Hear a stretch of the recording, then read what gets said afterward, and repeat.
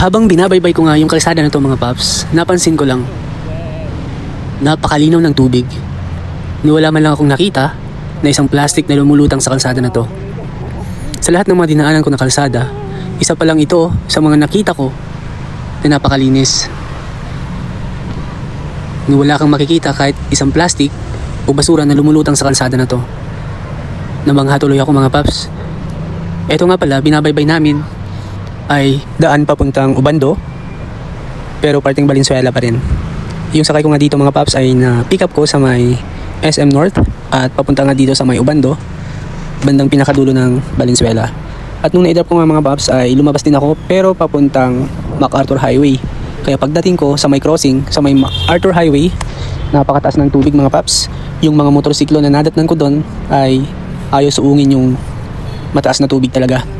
Kaso nga lang, sabi ko kailangan kong makalabas agad doon bago bumuhos ang ulan. Kaya ang ginawa ko, sinabayan ko yung mga truck para mahawi yung mataas na tubig at matawid ko yung MacArthur Highway dahil merong daan doon mga paps papuntang Fairview at palabas din ng Mindanao Ave. Kaya ang ginawa ko, doon na ako dumaan mga paps. At ang labas ko nga ay Mindanao Ave para makabalik ako ulit ng Cubao.